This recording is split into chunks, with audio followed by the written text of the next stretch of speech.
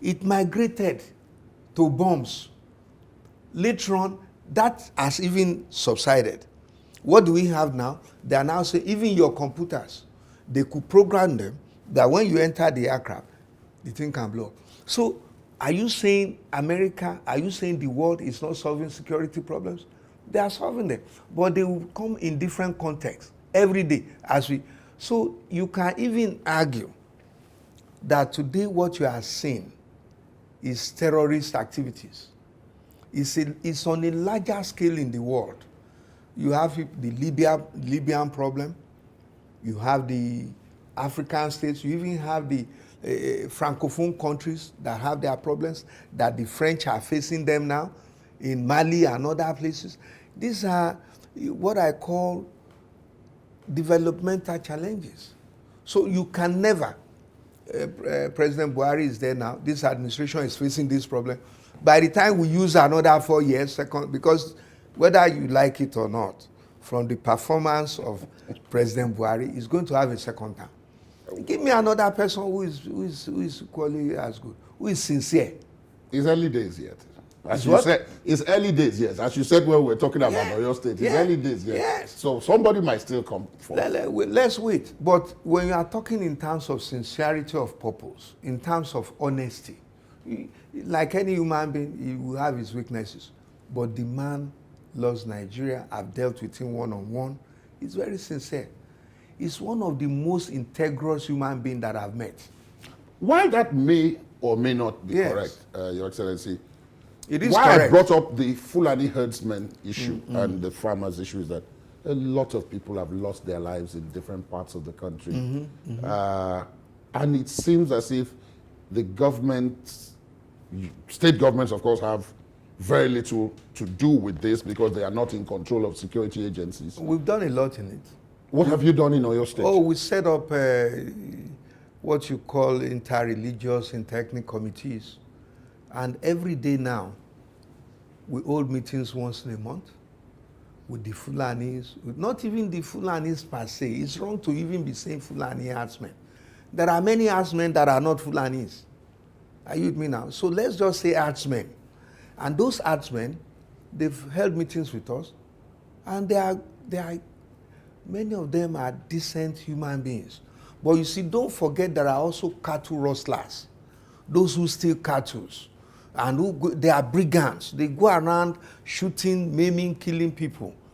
So what we are saying is that in Oyo State, for instance, we have these inter-religious, inter-ethnic committees, and we meet every month. And it is working. It is working. You know, in Nigeria today, if somebody is shot, it's news. In America, they shoot people every day. Every 1 minute, somebody is shot in America. To them, it's no longer news. Unless you see this massive killing by one person. But here in Nigeria, even the herdsmen issue, for me, is being tackled. And now we are even going into ranching. Government is now talking about ranching. There was herdsmen problem in America when they started. That was why you had the cowboys. You know, that was how they came about, the cowboys from Texas. They'll be moving cows from Texas. They'll be going to from the south. They'll be going to the north. And eventually, America also solved that problem with ranching. So we are also, so those herdsmen are what Americans call cowboys. And eventually they solve the problem. We are also solving the problem. And you are saying the government is not doing enough. The government is doing a lot at the federal level. What are they doing? No, I didn't say they are not doing enough. Okay. What I said was that a lot of people are being killed. You know, every day you hear 7 are dead here, Yes. 12 are dead here, across It's a unfortunate. large part of the country. Let me tell you, that is unfortunate. And it's something that requires the attention of all. And I'm saying the federal government, the president visited the place, fine. People will say it's late, it's late. Even if it's early, they will say it's too early. If it's late, they will say it's too late. There's nothing you do, people won't say something. Are you with me now? But the fact remains that, yes, they are killing people. What is the government doing? Is the government folding its arms? No. The government, the VP has gone there severally. Don't forget, the VP is a pastor.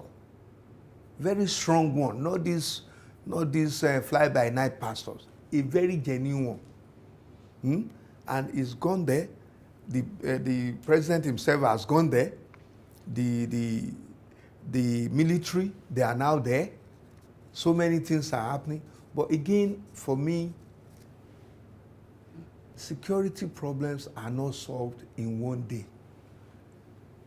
I believe what is important now is that, and I must credit Nigerians for making enough noise that everybody is paying attention.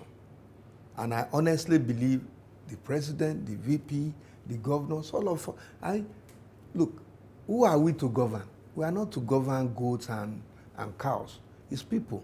So, and the basic responsibility of any government, in fact, that is the purpose of government, is the protection of lives and property of its citizenry, is the enhancement and promotion of the socio-economic values of its people. That's the purpose of government. In fact, that was what started government, because it was started in Greece, where they insisted that, look, gentlemen, some people are cheating some people, the stronger people are cheating the weaker people. Let us have representatives that will protect the weaker ones, that will protect our lives and our property. That was the beginning of government, and it is still the purpose of government. It is the protection of lives and promotion of its values and property. Now, earlier you talked about people taking humongous sums of money, stealing, when you talked earlier in another context. That brings me to the other subject that I mentioned when I said we'll take two. You've talked about security now. The other one would be corruption, which of course you've identified, and you said it's not only financial. But it seems as if attention is fixated on financial because of the kind of sums of money that are being mentioned. Many Nigerians, most Nigerians, would never see some of those sums of money, even if they lived 4 lifetimes. Most human beings, not Nigerians alone. Now, so that brings the question of the war, the battle against corruption, fighting it. You might say critics argue that it is one-sided. It's targeted at opponents. That because it's not true that everybody within the APC, for example, is a saint. But that once you, even if you were a previous sinner, once you cross into the APC, you become a saint. And your case tends to die down. Because they ask the question. They ask the question, say, how many members of the APC are currently facing trial? Let me answer you. Any position you are, you will have critics.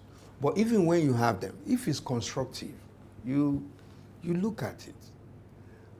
Who are the people they are probing now, or that are being investigated? Go and check the records. It's usually the last administration. They've completed their terms. They are looking at what they've done. When we complete our own, they will look at what we have done. It's about auditing. You don't audit what has not happened. You audit what has happened. And don't forget, most of these governors now in PDP that are being prosecuted, they've completed their terms. We are in our own terms now. And the Constitution does not even allow you to probe us until we have left office. So when we leave, wait till we leave. And let's see if they will probe us. But those that are probing now are those who have completed the work. That's what auditing is about. So you don't think this war is selective? No, it's not selective. And let me tell you this, you may not know. Many of us are being investigated. Many of us, including myself. For corruption? For activities in your office. It doesn't mean for corruption. They are looking at, have you followed due process? Have you done this? Have you done that? And if they don't find anything, there is nothing they can do. Are you with me now? And even if they find, they wait till you leave office. So Before those counsel. that they are, yeah, so those that they are probing now, they say it's one-sided. Of course, it's one-sided because you're on the other side that has completed the job. So, and I don't think it's one-sided. I'm telling you the truth. Go and check. You see, again, you know, media is very interesting.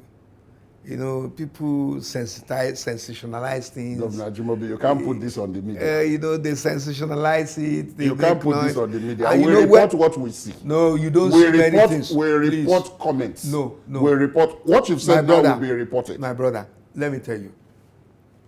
I've been working with, I was once a marketing director in my company, in Shell, in National Oil. And I was dealing with the media. And I'm saying our media is very professional. They are good. But even within that concept of being good, you will still have some elements of the media that are not good. The practitioners. Just like in politics, just like even in churches, you have bad pastors. So everybody will have his own share of good and bad. But I'm saying there are many that will say things that are not true. Look, there was a time my wife traveled to the UK to see my daughter. I spoke to her that day about 9 p.m. And in another 1 hour, 2 hours, there was newsflash. Oh, Mrs. Ajimobi caught with 400 million pounds or 400,000 pounds. I don't remember. And now it's with the Metropolitan Police. And I said, my wife will never even take 5,000 pounds by her nature. Are you with me now? Yes. And I then said, So I called my wife again. I said, honey, where are you?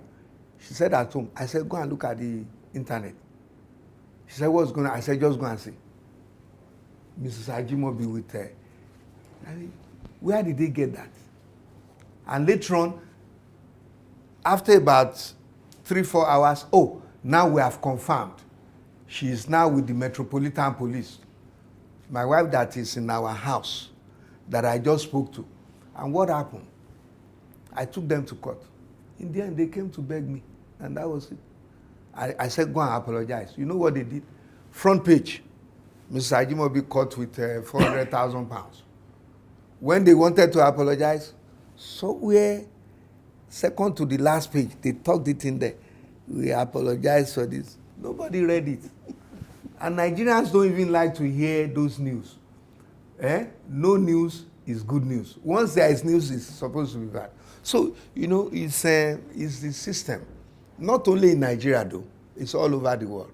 So I'm saying it's not all the time that media report the truth.